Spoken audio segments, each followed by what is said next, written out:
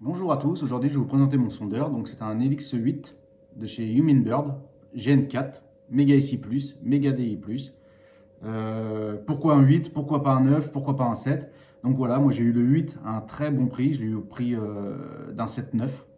Donc c'est pour ça que j'ai pris ça. Et à l'époque, le 7 n'avait pas en fait la même définition d'écran. Maintenant je sais qu'ils sont améliorés, mais c'est pour ça que j'ai pris ça. Donc voilà, c'est un sondeur que j'utilise beaucoup pour la prospection, quand je pêche le silure. Beaucoup pour la prospection. J'utilise le Side Imagine, je vais vous faire voir tout de suite. Hein, le Side Imagine, voilà ce que c'est. Hop, donc ça c'est le sondeur. Le Side Imagine, c'est ce mode-là. Désolé si on voit mal, c'est l'anti-reflet de l'écran qui fait ça. Donc pour le sondeur, lui c'est un Helix 8, c'est le boîtier du 9, avec un écran plus petit, c'est tout. C'est juste ça la différence. Voilà. Donc ça ne change pas énormément, on va dire. Donc le Side Imagine, pour ceux qui ne connaissent pas, notre bateau au milieu. On scanne de chaque côté. Voilà. Donc là, hop, ici gauche, ici droite. Le noir, ça représente la colonne d'eau. D'accord? Là, la colonne d'eau. Donc actuellement, ici, là sur la démo, je suis à 8,9 m, 8,5 m. Là, je descends à 7 mètres. Voilà. Pour une vitesse de 9 km/h. Moi, je scanne à 6 ou 7 à peu près environ. Et donc les côtés, c'est tout ce qui est structure, sable, cailloux, le fond en fait. Hein. Voilà. Donc pour vous mettre dans votre tête, en fait, on a notre bateau ici.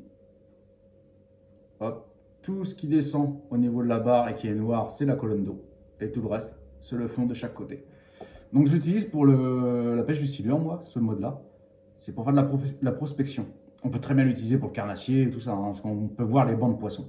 Mais les bancs de silure, je les trouve pas assez facilement, mais disons que c'est pas beaucoup plus facile, mais c'est plus simple de les trouver. Même parfois, j'ai des surprises, ils arrivent à quand même bien se cacher, j'arrive pas à les voir hein, dans les obstacles ou les choses comme ça. Mais bon, ce qu'il faut faire, c'est passer, noter, faire un waypoint ou se retenir à la tête où ils sont et revenir une demi-heure après. Je vous explique, parce que c'est très important. Une demi-heure après, le sondeur est éteint. Le problème de ce mode-là, c'est que ça fait énormément de bruit dans l'eau. La sonde, elle claque, elle claque, elle claque, elle claque. Et en fait, le silure, le problème, c'est que si vous passez directement avec le bateau, le sondeur, vous passez, vous mettez votre leurre ou votre vif, vous le prenez aussitôt. La prochaine fois, il assimilera le bruit. Il saura qu'il y aura un pêcheur qui va venir, en fait, en quelque sorte. Donc, ce qui est très important, on note où qu'ils sont. On repasse une demi-heure après, on éteint le sondeur et là, on tente. Et généralement, c'est payant. Mais moi, à certains endroits où je pêche, ils commencent à s'y habituer. Donc voilà, c'est le mode que j'utilise le plus. Après, j'utilise le mode 2D pour tout ce qui est vertical. Hein. Et l'avantage de ce sondeur-là, c'est qu'on peut connecter la nouvelle technologie, là, le Live Imagine, la nouvelle sonde là, qui fait comme chez Garmin, comme le LiveScope. Un peu moins bien, hein, soyons clairs. Mais voilà. Donc l'autre avantage aussi sur les sondeurs Humminbird, c'est la petite ferrite présente là. Donc j'ai pu tout brancher, mon moteur électrique plus mon sondeur sur ma batterie AliExpress. Donc j'ai fait une vidéo il n'y a pas si longtemps que ça. J'ai aucun parasite. Donc ça, un petit parasitaire, c'est vraiment bien. Un petit inconvénient, le porte-fusil n'est pas fourni. Il faut en rajouter un si vous voulez pas cramer l'appareil. Après, les autres avantages, donc les forums sur Facebook pour des questions, tout ça, c'est le top. La caravane Navicom qui se déplace partout en France, moi je l'ai vu. D'ailleurs, je tiens à remercier Tête Brûlée et Thomas Rubio qui ont pris le temps de bien expliquer au niveau des réglages. Franchement, le top. Moi, je les ai vus au concours Silure de Gênes, dans le 49. Voilà, donc je tiens à les remercier pour ça. Et on peut les voir partout en France. Donc si on a des questions à poser, ils peuvent faire les mises à jour dans la caravane. Le top du top. Après, le prix des accessoires, mais ça j'ai envie de dire, c'est comme toute marque, hein, c'est un peu un désavantage. Quand on voit le prix des câbles, limite, il faudrait se vendre un rein pour pouvoir acheter un câble.